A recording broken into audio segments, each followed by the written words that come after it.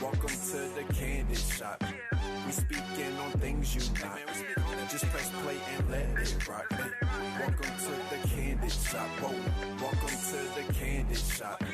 We speaking on things you not. Just press play and let it rock. Welcome to the Kandid Shop. Oh, feel like we going through mad things. Gotta keep it real when they choose not. We gon' talk about it when the news drop. Welcome to the show where you know we don't fake this. Keep your opinion to yourself if it don't make sense. Hey, Podcast Nation. It is your girl, Kandidly Kristin, and this is the Kandid Shop, your number one destination for candid conversations. If you're new to my show, welcome. If you're a returning listener, welcome back, and thanks for your support. So I am super duper excited to be having a candid chat with boxing business attorney and author of the critically acclaimed book, The Gist of Bid Whist, the culturally rich card game from Black America, Mr. Lamont Jones. So help me welcome Lamont to the Kandid Shop. Welcome, Lamont to the Kandid Shop.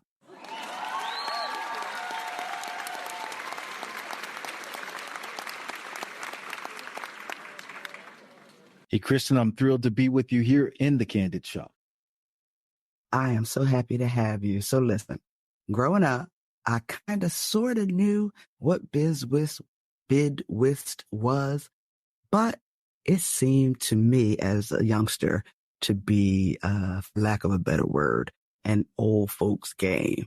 And I never really learned it or understood it. So I'm really excited to have this chat because I know it's a popular game. No question.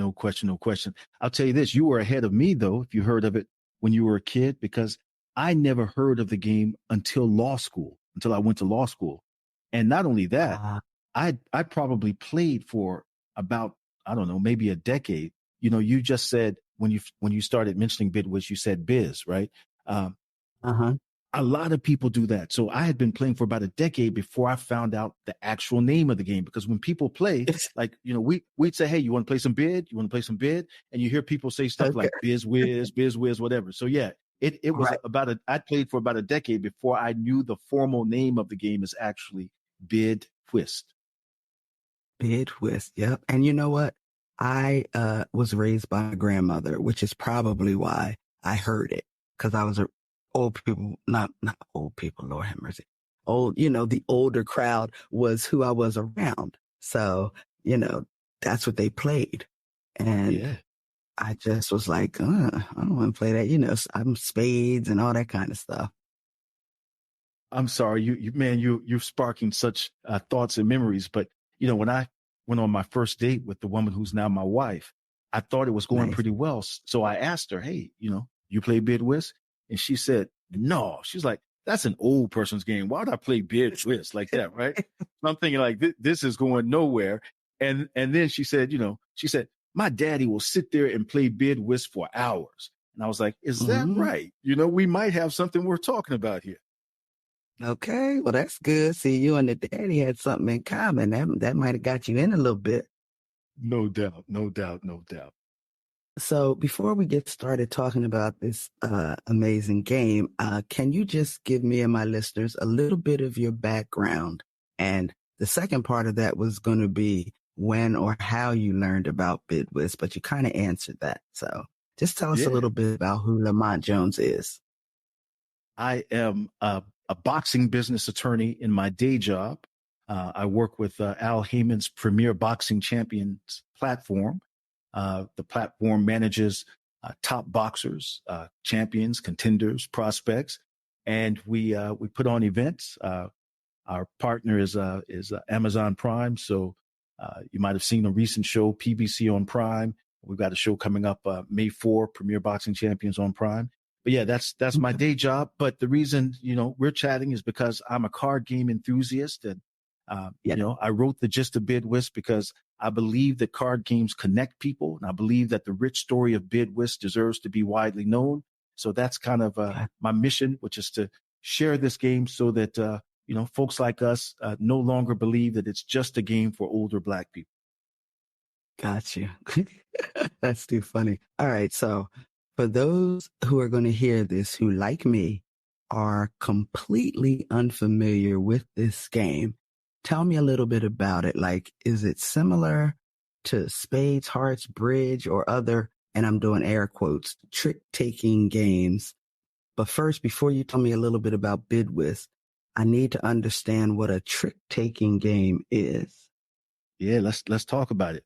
So All right. I would say that first and foremost, Bid Whist is the world's greatest card game. It's the world's coolest card game. It's the ultimate card game, and it became a touchstone in Black American community and culture. You know, sparking joy and sparking spirited competition from coast to coast. But to drill down on your question, I would say that there are three components to this game. And some of this will sound familiar to people who play spades and play hearts and play, euchre and bridge and other games. First and foremost, It's a partnership game. So that's going to distinguish it from, for example, blackjack, where you're playing against the dealer. Okay. That distinguishes it from poker, where you're playing against each of the other players at the table. So it's a partnership game. You have a partner, and you and your partner compete against another partnership. Secondly, as you mentioned, Kristin, it is a trick-taking game. And what that means is, the four players are sitting around the table. There will come a point in time when each of the four players will lay a card in the middle of the table. They'll play a card. So there'll be a pile of four cards right there in the table. And whoever has played the best card for that particular round will win that little pile. That pile is called a trick. So the objective of this game and similar games is to take those tricks. And thirdly, before the trick-taking action starts, there's a conversation.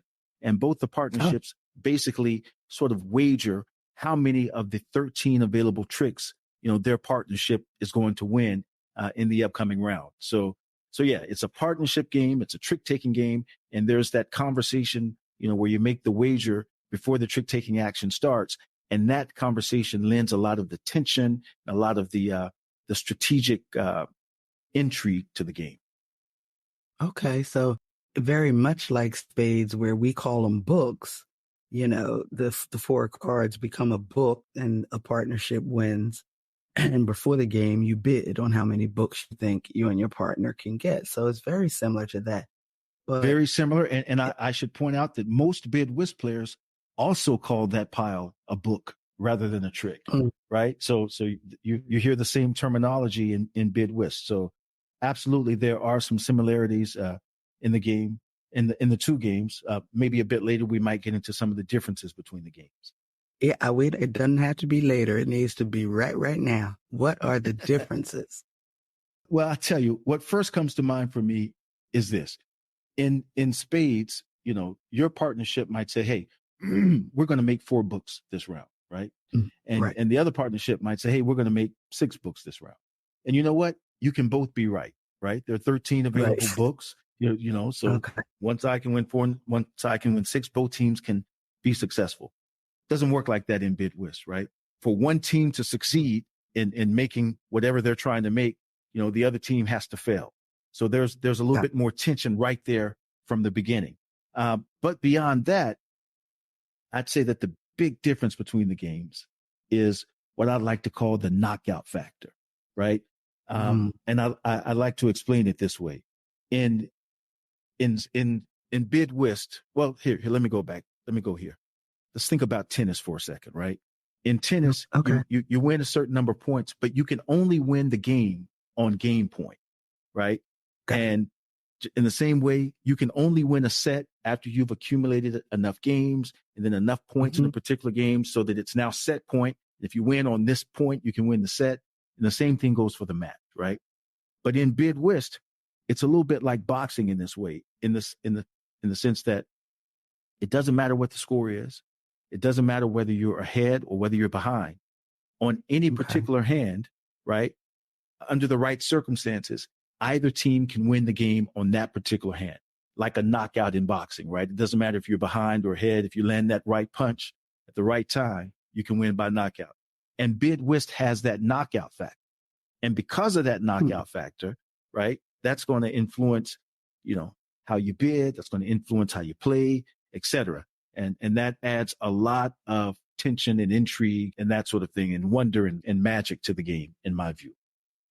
Okay. So now in spades, you take out a couple cards, because you have the Joker and all that. Is it the same in Bid Whist? No, you Okay. do have the jokers, but yeah, it gets a little tricky. So let me explain it this way, right? Because there are 52 cards in a deck. Yeah. And in spades, in spades, like you said, you add the two jokers. So you take out two to make sure that there are 52 cards in the deck, and then you divide them so that, each partnership gets 26 of those cards, right? Mm-hmm. Each player gets 13 of the cards. But what we do in Mm-hmm. Bid Whist is a little different. We don't take out two cards. We do add the joker. So there's 54 cards in the deck. But what we do is Oh, we deal 12 cards to each player. Okay. So each player okay. has 12 cards. So that leaves 6 cards. 6 cards are left over. Right. So we deal those 6 cards down into the middle of the table. That's called the kitty. Okay. And what happens is this: whoever makes the best bid at the beginning of the hand, right? Whoever Mm-hmm. makes the best bid, that player gets to take those 6 cards from the kitty, right? And select whichever cards from those, the player wants, as long as you put six cards back into the kitty at the end of that. So you strengthen your hand, right? You get even stronger with your hand.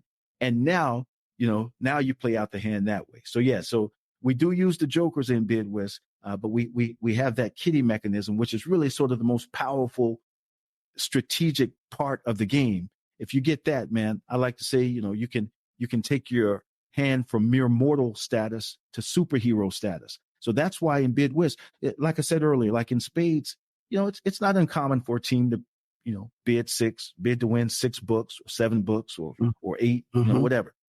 But in Bid Whist, you have a partnership saying, hey, I'm going to get 11 of these 13, or I'm going to get 12 of these 13, right? So a lot more tension in that respect. Okay. So got that. Got the kitty. Now in spades, the goal is to be high spade in each round, right? Or to be the highest card of clubs, of whatever, ace, and that's how you win the book. What's the goal or the rule of Bid Whist in that regard? Like, when you're throwing out cards, what are you trying to accomplish? I guess I'm trying to ask. Oh, I'm talking to a real spades player here, aren't I? I love it. I love it. It's quite similar, actually. And this is what I mean. In spades, like you said, in every hand, the trump suit is spade, right? So, maybe you have the ace of hearts and you can win with that, or the king of hearts, or the ace of diamonds.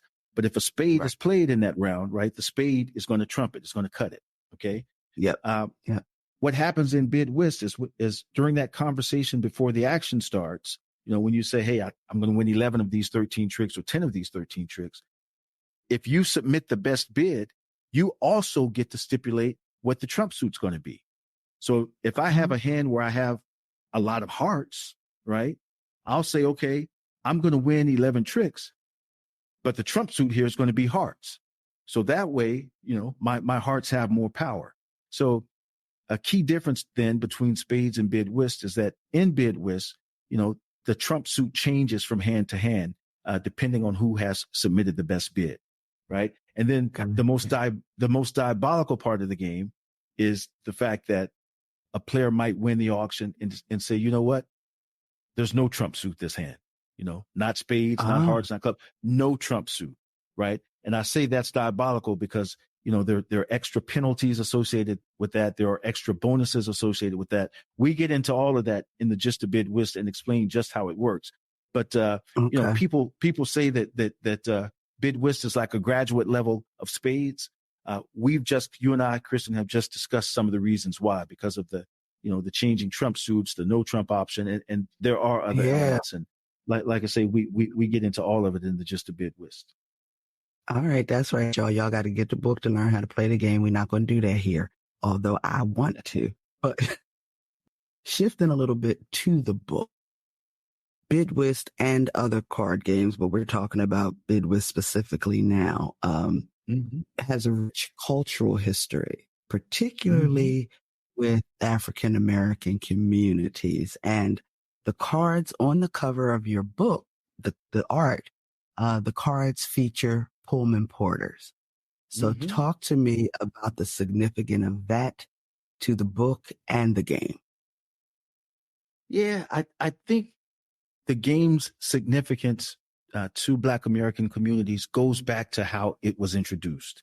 You know, poker and craps were injected into the nation's bloodstream through the river, the gambling boats on the Mississippi River, right? But in contrast, bid whist sort of roared onto the scene through the railways, and I think the game's popularity can be traced to a singular group of men. You alluded to them, the Pullman porters. So the Pullman porters were sort of, central figures in American life in the early part of the 20th century. They were respected figures in Black communities because, they had one of the only jobs that could lead to, a middle class existence. And in their jobs, they weren't tethered to a particular factory, a particular town for their jobs. They traveled throughout the country, and on their travels, they helped provide information that helped fuel the Great Migration. They'd say, hey, if you're coming to Kansas City and you're looking for a job, you might want to talk to this person. Or if you're in Oakland and you're looking for a place to live, you might want to look here. They distributed the Black newspapers of the day on their journeys, the Chicago Defender, the Pittsburgh Courier, that sort of thing. And they were also cultural connectors. They would say, hey, we heard about this great blues record or this great blues artist down south, or there's this bad jazz cat out of Chicago or New York that you need to know about. And people respected, what they had to say about culture. And one of the offerings they shared was their game, bid whist. They played it so much, it was called the Porter's Game. And you might envision a situation in New York City or in Kansas City or in Chicago where, you might have 100 or 200 or more porters waiting overnight, for their respective trips the next day. But when they got together, they played bid whist, and you can imagine, the talking and the competition and the revelry as they got together to do that. But because the porters were such respected figures throughout the country, their game took hold in communities across the country. It eventually, was picked up by members of the military and became popular in military communities.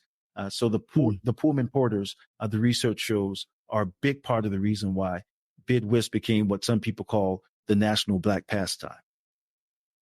That's so interesting. I love the cover art. So that's really interesting and important, but also great segue into how bid whist and other card games connect people in communities. Like it's a card game, it's a competition, but it's also a social activity. So talk to me a little bit about the social aspects of the game and its importance within communities, specifically African American community. Yeah, I think it became important for me to research and write this book when I began to learn that bid whist is not just about the competition and the smack talk. It's really helped to, foster connections and build bonds. And that started becoming clear for me, in a couple ways. Like I went to law school on the East Coast, and that's where I was first exposed to bid whist. But later, a few years later, I moved out to California, and I met people there. I remember meeting a fella, and asking him if he'd heard of this card game, bid whist. And he was like, he jabbed his finger in my chest. He was like, I went to Nam because of bid whist, right? And he explained that, he had been exempt from the draft because he was a college student, but he spent so much time in playing bid whist that his grades dipped and he was subject to the draft. But that was eye-opening for me because I was like, hold up, they play this game on the East Coast. People play in Texas, they play on the West Coast. This thing's sort of a coast to coast phenomena, right? This was before I learned about the Pullman porter's role in it. And then in my own life, there was a time when my daughter was about 7 years old. Her mom and I had divorced, and my daughter Aliyah was talking to a therapist, and she told the therapist that she was, sad and angry and upset about her new life. The therapist asked her, have you told anybody about this? And Aliyah says, I told my daddy. well, why'd you tell him? And Aaliyah, in her 8-year-old way, says, well, when I'm with my daddy, we spend a lot of time playing cards. And when you're sitting there playing cards, you got to talk about something, right? Yeah. When I heard about that exchange, it again reinforced for me the fact that, playing this game is a wonderful vehicle for conversation and connection. And I've found that to be true, talking with people across the country. Bid Whist, because of its sort of mixture of, intense strategy and witty banter and laughter, it lends itself to forming these kinds of bonds. Yes. Yes, I agree. There's nothing like sitting around the card table. I tell you. So nothing like it. I have to ask, I hope I'm not violating protocol here, but it sounds like you play some cards. What's your spades or card game origin story, if I may? Family, cookouts. Like I said, I was raised by my grandmother. So there was a lot of bridge and this bid whist thing, dominoes, and of course, spades. So, spades can be a little cutthroat. Like you can get cussed all the way out if you bid bad or play bad or cut, and then you throw the card out and you're like you reneged or, so I used to just sit and watch because I didn't want to sit down to the table until I had a real good understanding of the game. Spades is still, I still suck at bidding. Like I do. So there came a time when you had sat and you'd watched and you felt comfortable playing spades. It sounds like that did not happen with respect to bid whist, or am I misreading this? No, it was spades for me. Bid whist, because the older people were playing that, the young folk were playing spades. So that's where I kind of gravitated to spades. The bid whist was just, again, the old people are playing that. I don't want to play that. Yeah. So. And in many ways, that's still, too often the case. But the fact is, if younger folk don't pick up the game, then, it's looking at going off that demographic cliff, and we can't have that happen. And what I've found is that, bid whist is not particularly well taught, right? And maybe not even spades for that matter, but people kind of assume that, look, either you got it or you don't, right? Either you can play or you can't play. And I don't think that's the case.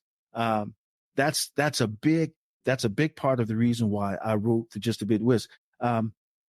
In fact, when I left law school, I moved to a place where I didn't know anybody and I didn't have a bid whist community. So I wasn't able to continue playing bid whist. And man, we had played a lot in law school. There were 4 of us.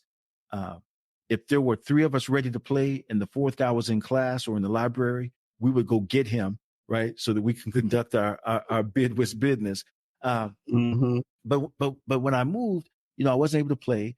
I would look at the newspapers each day and I'd see some sort of card game challenge in the newspaper. And I wasn't quite sure what it was, but I learned that it was about bridge. Okay. So eventually I went to a bridge club and started taking bridge lessons.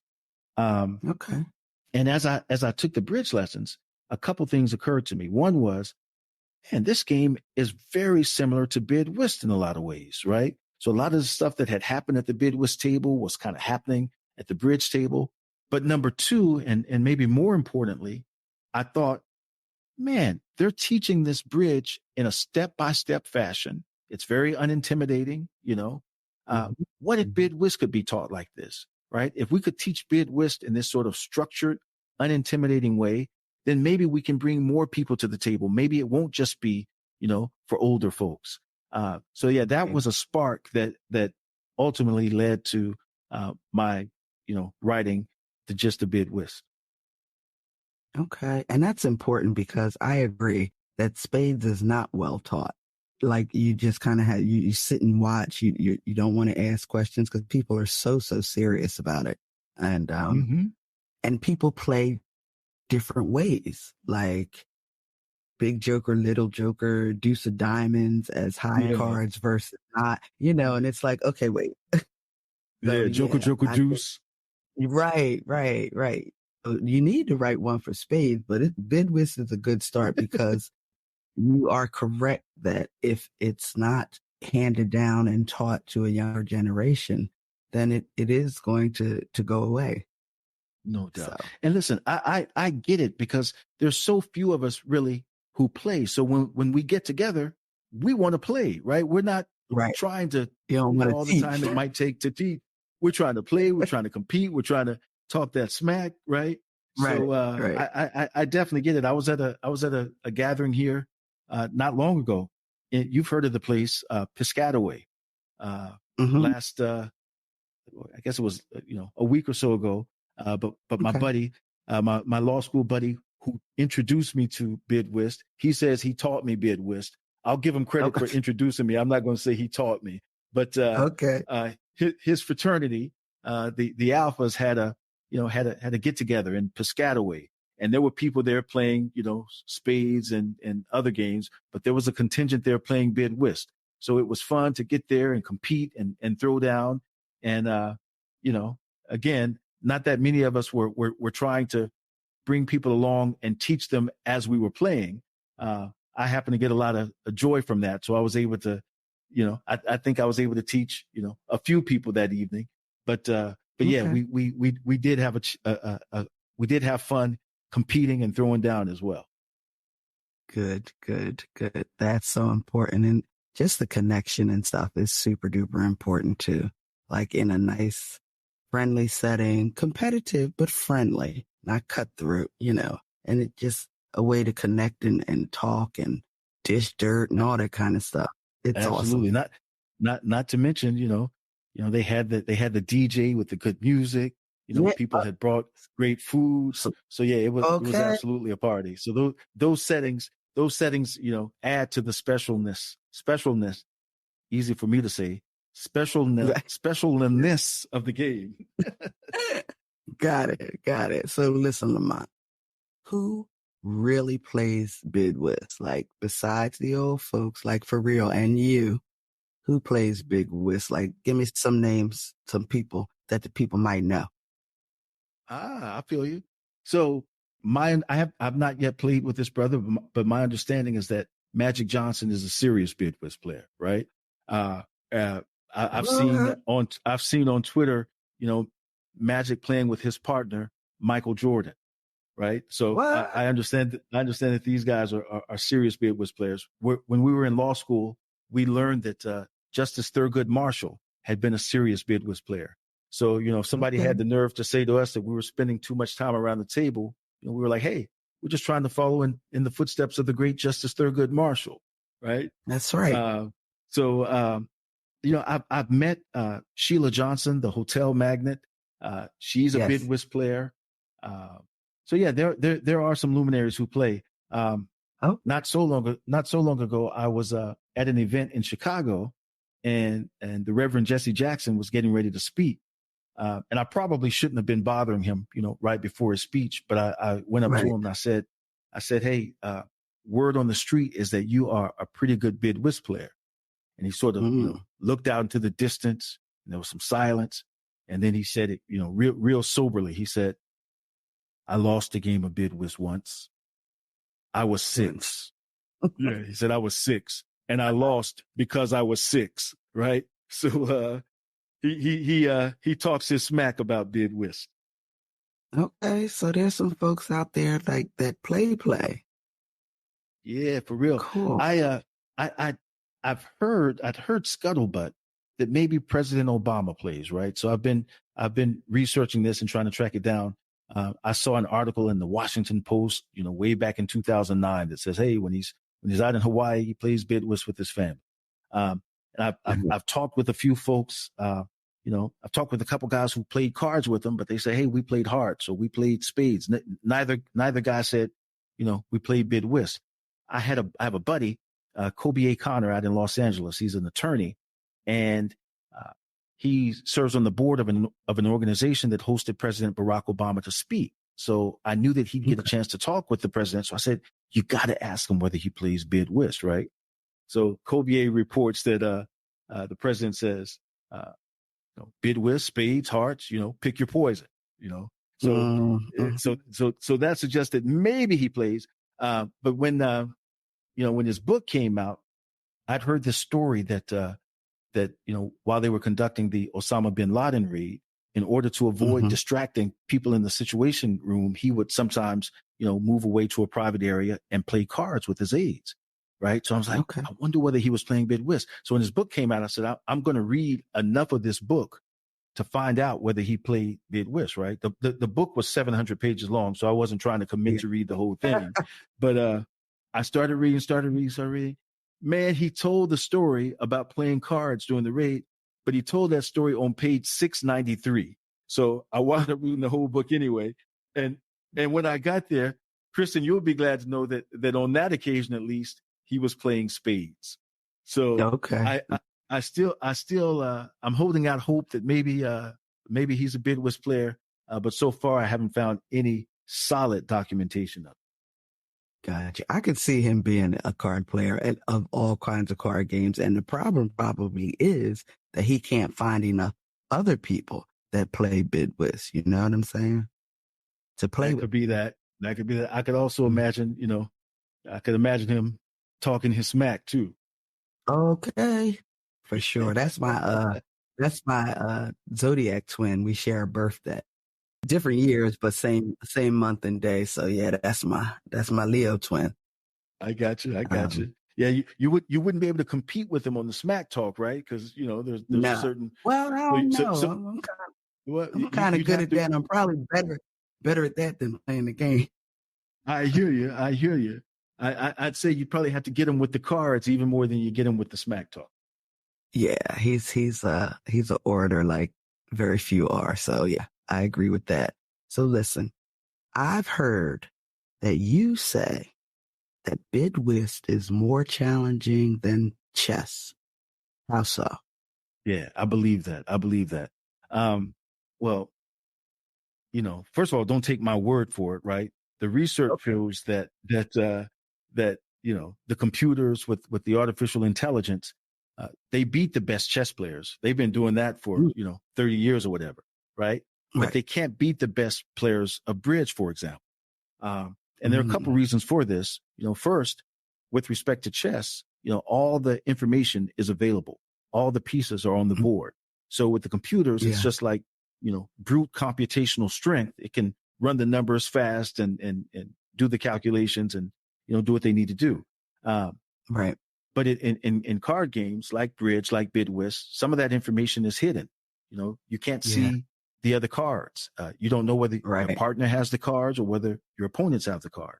And then beyond that, there's the fact that in card games, you have to deal with sort of uniquely human capabilities that the computers haven't mastered. So there's bluffing, there's deceit, there's outright lying, right? So, so that's why I like to say that bid whist is sort of a hybrid of bridge and poker, because the bluffing and that element of the game is very important.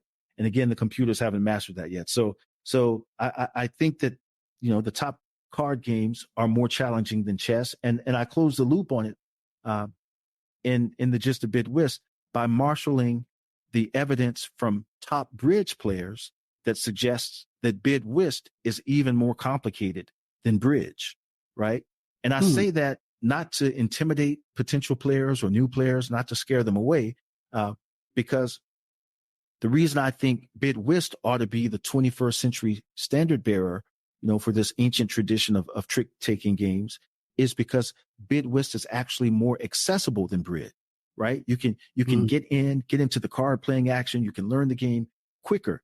You don't have to do what I did and go to the bridge club and take lessons for 8 weeks just in order to become a beginner at bridge, right? So bid whist offers a lot of the card playing intrigue, maybe even more card playing intrigue without the steep learning curve. So I think that bid whist ought to be the game that helps us revitalize this trump card game tradition. I'm proud that I'm working with bicycle playing cards to help people discover and rediscover the joy of playing cards and games like bid whist. Nice. Well, this book is going to go a long way to do that. It is my sincere hope that it does. But my last question to you is, what impact do you envision or hope that your book has on the folks who will read it? Well, a couple things. You know, I'm optimistic that Bid Whist is going to reclaim a place of cultural prominence, right? So I want to see Bid Whist plot lines in movies and televisions. You know, I'm ready for somebody to write the next Bid Whist book that's going to have more and even better strategic tips than I've been able to offer, you know, more and better practice hands than I've been able to offer. I want someone to write the great American Bid Whist novel. Okay. You know, I want us, you know, I want to see the game played on college campuses and all around. And as we play, you know, I want us to salute the Pullman Porters and the people and the culture that gave us this art form. Yeah. And maybe most importantly, you know, I want people to build relationships and forge bonds, like I've been able to forge using the magic of Bid Whist, because I think that's really what makes the game special. So I'm hoping to help, you know, people create their own magic and their own relationships using Bid Whist. Nice. Well, that's an awesome hope, and I hope it too. So you got anything new in the pipeline, a new book, some Bid Whist tournaments happening anywhere? We're gonna, you know, we're gonna go out on the road a bit and talk with people about the game and talk with people about the Gist of Bid Whist. And you know, as I've been doing this, you know, I've been learning more. I've been learning more about the game. I've been learning more stories. So you know, who knows? Maybe there'll be a follow up to the Gist of Bid Whist. Cool. I look forward to it. I really do. Well, thank you. Thank you for this book. Thank you for the amazing cover art. I love that a lot. Yeah, I'm sorry, Kristin. I have to say thank you for acknowledging that cover art. I'm really proud to you know, offer this tribute to the Pullman Porters, and I have to shout out young Trotter Alexander from Chicago. He's the artist who made that sketch and conceptualized the cover art. So props to Trotter. Yes. Props to you, Charter. It's amazing. It's very simple. It's a card, but its significance is so right there in your face. And even if you're not sure what it is, you're like, I don't know what that is. It's worth a closer look. One other thing, if I may, you know, on the cover, we've got the, you know, the King of Spades with the Pullman Porter image, but we also have the Two of Hearts, right? And what I'm trying to portray there is that in Bid Whist, you know, sometimes the high cards are more powerful, but sometimes the low cards are more powerful, right? So it doesn't matter which cards you're dealt, you have the incentive and the opportunity, sometimes even the obligation to get involved in the action, you know, with your bidding and your play. That again is part of what makes Bid Whist such a fast-paced and special game.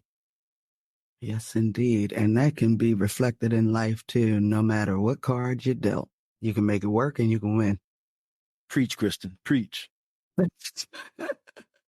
Oh, Lamont, thank you so much. But listen, we are so not done. We're done with that part. But now we get to the fun stuff for me, and we get to play 10 candid questions. So 10 candid questions is just 10 random questions that I pulled off this big list on Google. And some of them are either or, some of them require a little more thought to answer, but the only rule is you have to answer them candidly. So you ready? I'm ready. All right. Question number 1. And this is the Kandid Shop, so feel free to answer it in the word that you want to use. What's your favorite curse word? Motherfucker. Okay. See, you wasn't all timid with it. Like, can I say it? Yes, you can say it. I answered. No. Okay. Mine too. Yeah, we twins on that one. All right. Question number 2. Handshakes or hugs? You got to go half and half with the folks that, you know, you're most fond of. You got, you know, give you a good solid pound and then bring it in tight. That's how we do that. Okay. Give me a good, firm, solid pound and bring it in tight. Now, I will say it was important to me to teach my son, Justin, and my daughter, Aliyah, you know, good, solid, fundamental handshakes, right? You know, for social purposes, for business purposes, etc. Yes. But Yeah. when we're going beyond acquaintances to real friends, you get the pound, you get the good solid, bring it in tight, at least a half hug there. Pat on the back. Yes, All of that. indeed. Yeah.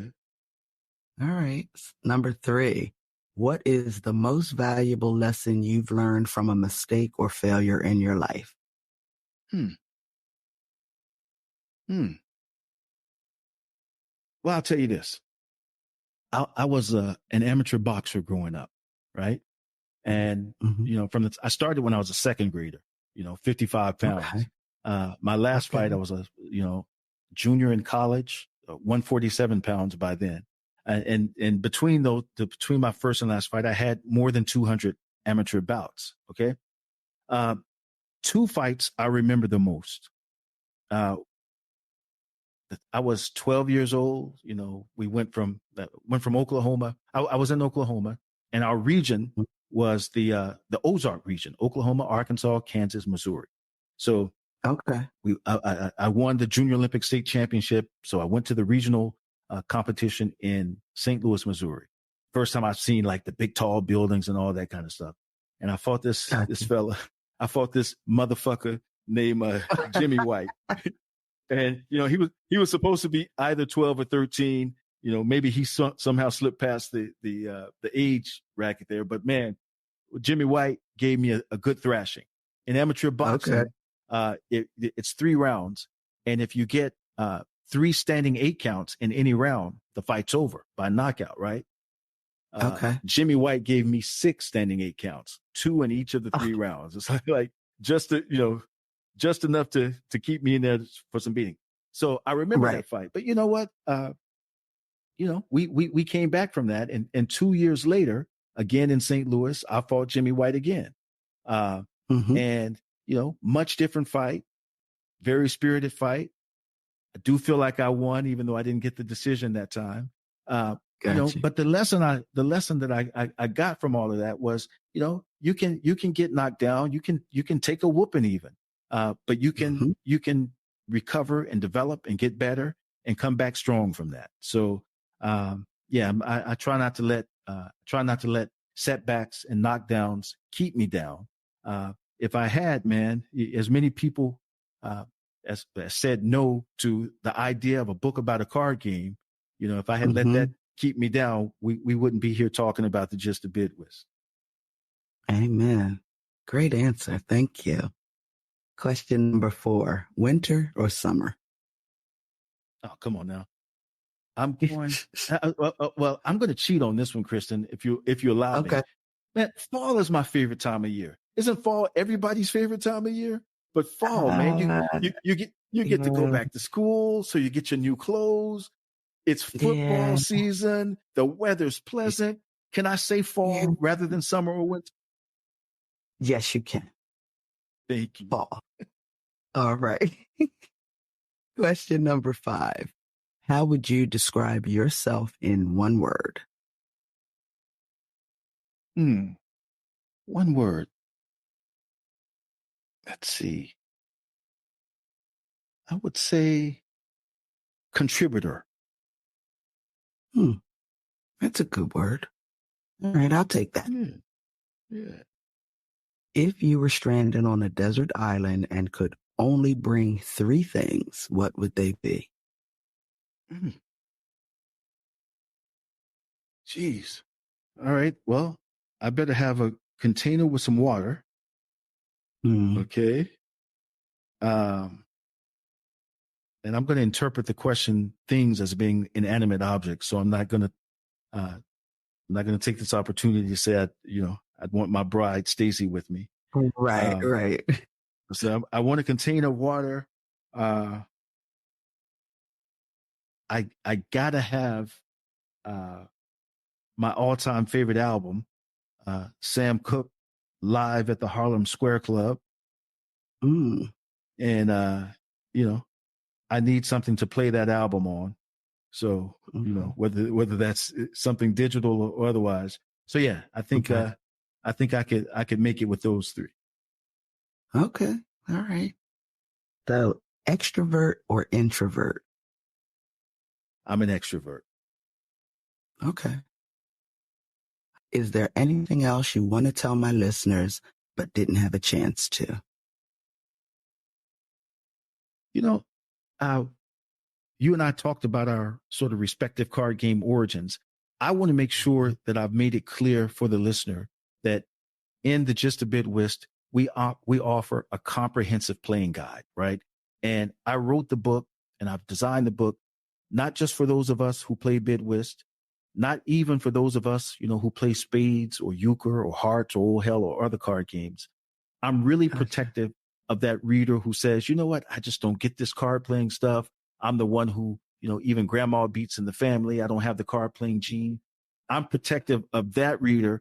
And I want to bring that person along and teach them, the fundamental card game skills so that they can enjoy this wondrous art form that the Pullman Porters and the dynamic Black American culture has passed down for us. Nice. Okay. Thank you. All right. Question number 9. Texts or phone calls? Text me. Yeah, I'm telling you. Ooh, I talk too much as it is. Text me, please. DM me or something. Don't call me. No doubt. No doubt. All right. And last question, and this is the same for all of my guests.